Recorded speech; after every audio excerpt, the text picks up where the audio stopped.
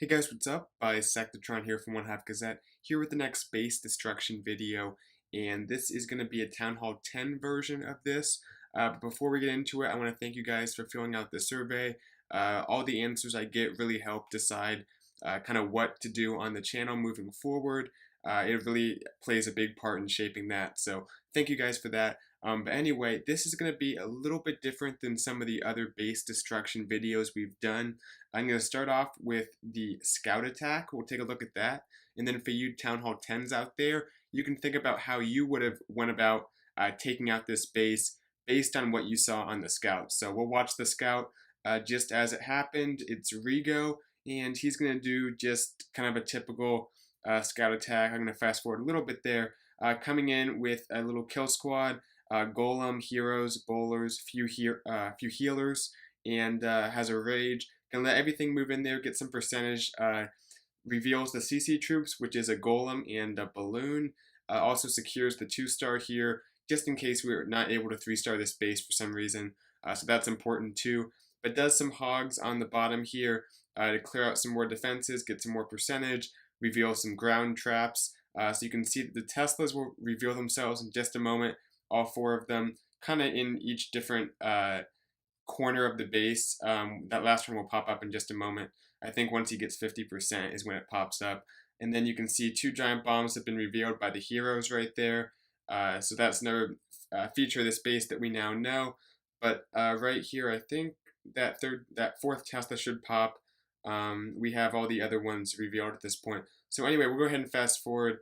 That's the scout, guys. You can see where all the Teslas are, where a few of the giant bombs are. So for those of you Town Hall 10, this is your chance to pause the video, think about how you would 3-star this base, and then compare that to what our next 2 attackers did. One of them was not successful. The other one did get the 3-star. So let's take a look at the plans those guys had and how it worked out for them. So just looking at this base in general, and all the traps were drawn in, by the way, there ended up being 4 giant bombs in there, possibly 5. There might have been a 5th in this area, or it could have been somewhere else. I actually didn't see it in any of the attacks. At least I didn't notice it. So the main point is that there's a ton of giant bombs in the core here. But this is kind of a typical Town Hall 10 base that you see here, with the Inferno compartments that have the 2 buffer space around them in their own compartment, then a bunch of giant bombs in the center. Basically, that's preventing you from just going from one Inferno to the other with like a mass bowler attack or something. So you have to be a little more creative than that. And that's where miners tend to come in on these types of bases, because you can isolate one Inferno tower with your kill squad. And if you can get, like, let's say this Inferno and then neutralize the core here, your miners have a good chance of taking out the other half of the base, let's say on that side. And bonus is if your kill squad gets even deeper in here and starts to take out stuff beyond the core. It just depends how it works out. So anyway, we'll take a look at 2 different plans. Both are hybrid attacks that incorporated miners, which is going to be the standard against these types of bases. There are other ways you can do it, but typically miners for these standard Town Hall 10 bases that look like this. So anyway, the first plan was by Cotton Eye Joe, and he knows that there's 2 giant bombs in here. Maybe can infer the other 4 are in there. Not that important though.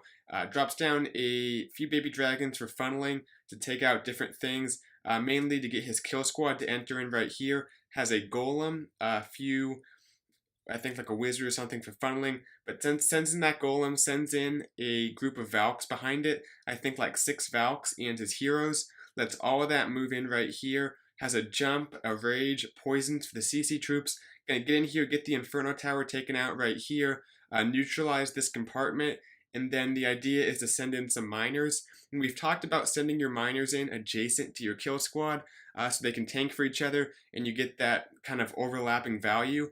Well, if you go by that logic, there's 2 places to send your miners in. You can send them in at this angle, or you can send them in over kind of at this angle. And they are, at first glance, probably not that different, but it actually ends up being what's the difference between these 2 attacks when it comes to the final 3-star. So the first attacker, Cotton Eye Joe, goes ahead and sends them in on this route, and we'll talk about why that's not the best way to send them in, why you should send them in on the other side once we look at the plan for the next attack. But the point is, for this attack, he sends them in on the left side here. they start to take out these buildings, but there's a lot of space between them and that Inferno, so they do start to thin out a little bit. The Inferno kind of gets avoided, they go around it. Even though this baby dragon does help funnel a little bit, they still kind of take the loop around it like this, and they end up avoiding that Inferno. The kill squad is not able to grab it. This Expo takes down the queen right here, and things just kind of peter out because the miners can't deal with the Inferno plus this part of the base still being left up. So we'll take a look at the attack, then we'll see just a small adjustment that was made to get the 3-star. So here is Cotton Eye Joe's attack. You can see he's going to start in with some baby dragons right here. That first one on the town hall along with the minions up there was good. I mean, for this plan, you want to keep your miners inside the base, so if you can funnel them in ahead of time, that's always good. Maybe didn't even need that baby dragon because the miners aren't coming in for another minute, a minute and a half at least. So minions would have gotten the job done given the time. But besides that, has another baby dragon, a golem, like I said, to tank for those defenses. Questionable whether he needed that golem because the Valks get pretty far out in front, and the golem's really not taking for a whole lot, just a few low-level point defense at the beginning there. So anyway, regardless, everything moving in has the jump, has the rage, the poisons. Gonna let everything get in there, get that Inferno Tower taken out, get the queen, get the giant bombs neutralized, the CC troops, actually the king too.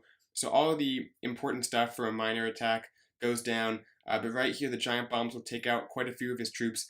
Notice how this is important, that Expo is on the queen, has to pop her ability, and even so, once she goes out of her royal cloak, the Expo will get back on her and take her out.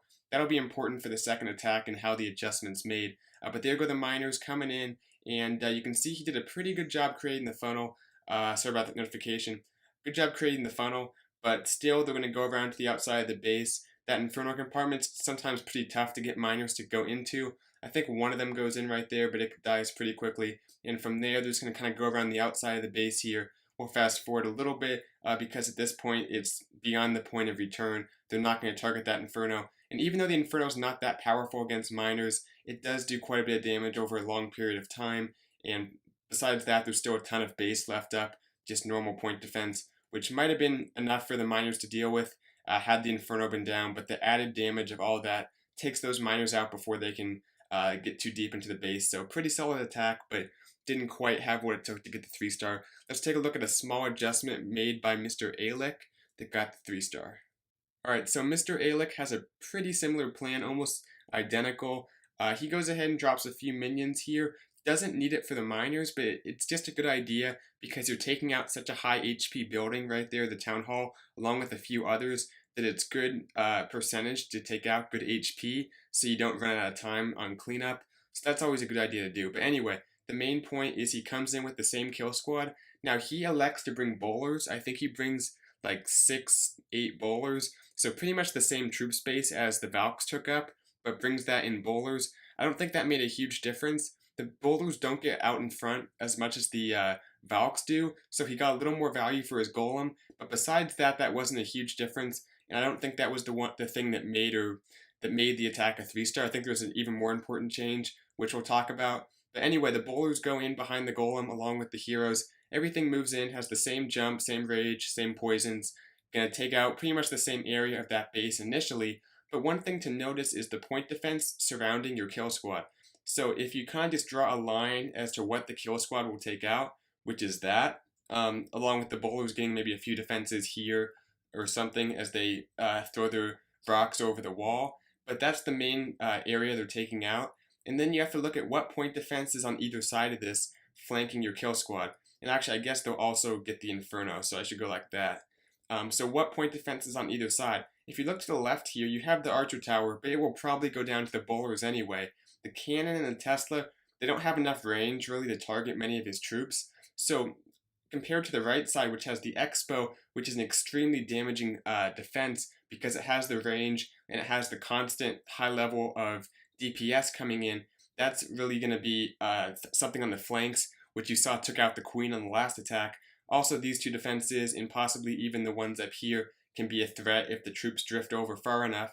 But the main thing is that Expo. And by sending in his miners like this, which is the adjustment he makes, now the kill squad is going to last way longer. Because once the Queen and everything gets in the core here, nothing can really target her. There's no defenses in the area, basically. this Expo is probably the first thing to reach her, but she has to step pretty far up for that to even happen. And because there's not a whole lot of defenses targeting her, everything starts to go down, but she's left up and she's able to take out this Inferno Tower, which is huge because the miners don't have to deal with that as they go around. They still have, I think, like three heals, I think. So they, they're able to go through this base pretty easily, especially with all the low-level defenses. Has the heals just where he needs them. Takes out the base pretty easily just on a small adjustment, like changing where he deployed his miners. So let's take a look at the attack and then we'll wrap this up.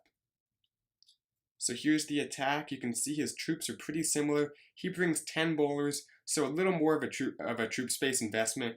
That's going to be, I think, 60 rather than 48. So just a slightly more higher investment, but that also helps him get deeper in the base and allows his queen to take out that second Inferno. So anyway, has some baby dragons for the funnel, the golem, the wall breakers to let everything on in. His heroes are a little bit higher level, which does help. But I don't think that made the difference either. Only a very slight level increase on the heroes. So the golem, the king, everything making its way on in has the jump. I like the early poison to get that right on that balloon as soon as it comes out to make sure it doesn't do too much damage. So good stuff there. There's the second poison to help out in the heroes and stuff. So pops the king's ability. Everything goes on in, gets the Inferno Tower taken out. The bowlers do some damage. You can see they take out some of these defenses on the bottom here.